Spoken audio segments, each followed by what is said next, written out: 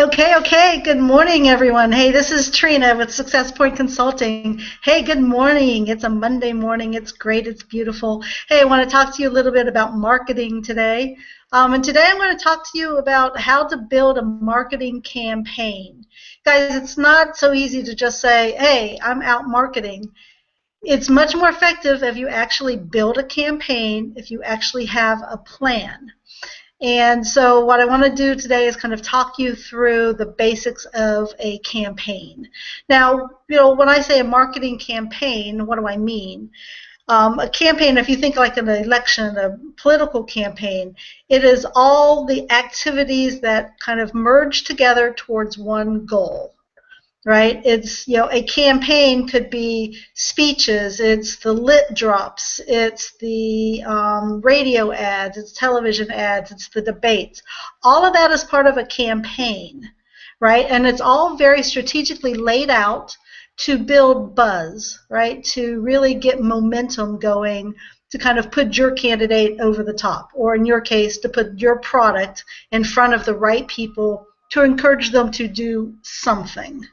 Okay, so that's what a marketing campaign does. A marketing campaign is just merely a coordinated, multi-pronged approach to getting your message out into the marketplace. So that's what I want to talk to you about today, because I think a lot of people kind of flounder in the marketing side because they don't really put together a campaign and they don't know what the different elements could be. So that being said, let's talk a little bit about marketing. Now, first thing I'm going to tell you is you've got to get it out of your head and you've got to get it on paper. Why do I say that? Well, because if it's on paper, it keeps you focused. It keeps you from going off track. It is some way to remind you this is where you're going. This is what you need to do. Get it down on paper. They say things like business plans or goals. The more you write it down and the more you review what you've written down, the more you sink it in your head and the more you actually then will take the action to go forward. So I don't want you to, just think about these things. I want you to actually sit down with a piece of paper or on your word processor or on your computer and actually write it down. It can always change here and there, but you definitely want to keep it, to write it down, all right? So once you have start writing the plan, what are the kinds of things you want to write down?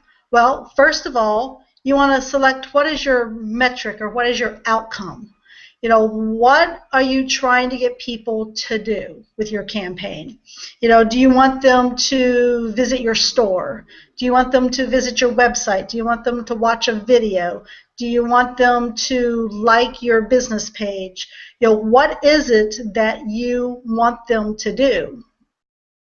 Because then you can work backwards from there, but you have to know what your outcome is. You've got to know, you've got to set a metric so that you know when you're successful.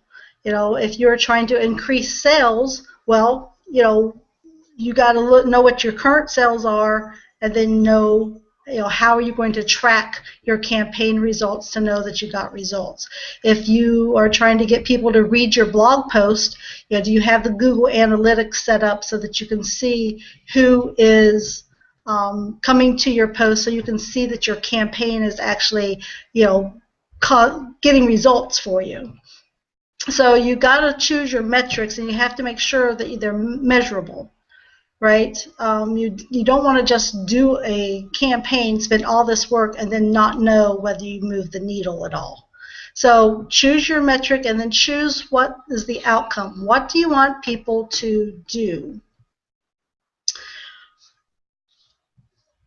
Do you want them to buy a specific product? Whatever it is, you got to be thinking about that first. So when you start to make down your plan, what I usually do on my marketing plan is I write down outcome, and you write it down. This is what I want people to do. Because then what you got to do is really kind of work backwards and go, okay, who is my audience?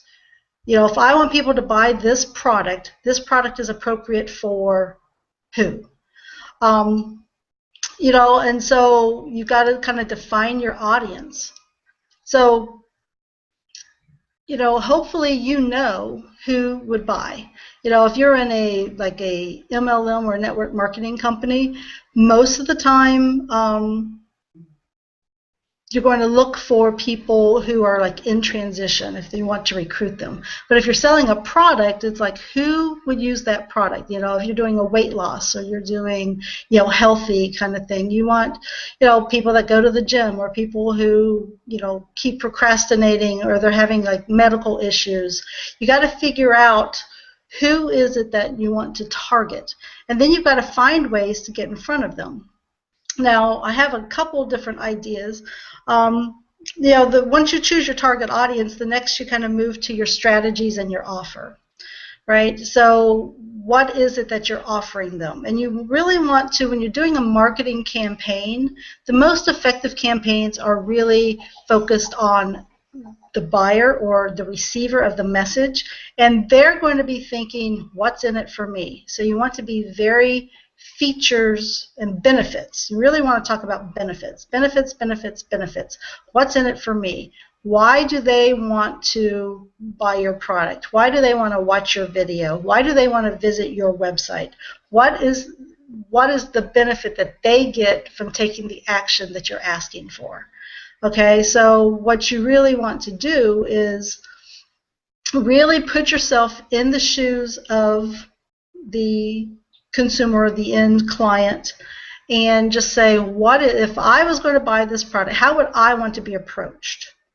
Okay, and so that's what you want to do, is you want to put yourself in that kind of scenario. Now, once you kind of choose what your offer is, what you're going to say, what your benefits are, then you have to kind of switch to your tactics. Now, the tactics, there's a million ways to get your message out, especially if you can, leverage the power of the internet. If you have a physical retail store, one of your tactics may be, put a sign out on the by the road sign with balloons, have someone dressed in a character pointing to your store. That might be a tactic if one of your outcomes is to get more traffic into your store. Press releases, they're a great way to send people to a website. Use press releases or write articles. If you have a blog, one of the best things you can do on a blog is, after you write, make sure you ping your blog, but then also join like Facebook groups or LinkedIn groups and that thing, and put the link to your blog there, asking people to go read it. Send out tweets about your new topic, kind of thing. So you have to choose your tactics. And generally for a campaign to really create buzz, you want to do like a multi-level or multi-dimensional campaign. You don't want to do just one thing. You want to be able to be talking on Facebook and doing press releases and out, doing local networking events or having a table at, a community fair, whatever those kinds of things are. But what you want to do is you want to be very specific to the audience that you're reaching. Yes, you can be at a county fair and you're talking to all these people. You're going to be most effective if you stick with like one offer and try to drive people to do the one thing that you want to do. Now, you can do multiple campaigns at the same time, right? You can do a campaign that goes specifically to moms. You can do a campaign that's going to, realtors. You can do a campaign that's going, to XYZ target audience, and you may do different tactics with each one of those, and you may want them to have a slightly different outcome. But what you want to do is just make sure that you are looking at your audience and creating a campaign that really talks to them. And then once you have that all written down, what you want to do is you want to take massive action. Okay, you just want to do it. I can tell you right now that no marketing campaign is ever successful by doing one thing one time. Okay, if you sit down and you go, you know what, I want to try press releases, I want to try Facebook groups, and I want to try LinkedIn. You want to be there, you want to be consistent, you want to be frequent. and you want to be giving value and benefits every single time. Okay, you don't want to be out there just buy, because that's not, that's pitching, and that's really not creating a good marketing campaign. Marketing is more, you want to feel better, try this product. You want to, lose weight with no side effects, whatever the pitch is. Make sure that you're leading with your benefits, better sleep, whatever it's going to be. So that's kind of how you build a campaign, is you should layer it. And you kind of have to work on timing too. Again, as long as you're working on frequency though, don't just put one Facebook post. Put, Facebook post, wait a couple hours, another Facebook post, but don't do the same thing over and over and over. Mix it up. If you can identify 8 benefits to your product, you know what? Post number 1 talks about benefit number 1.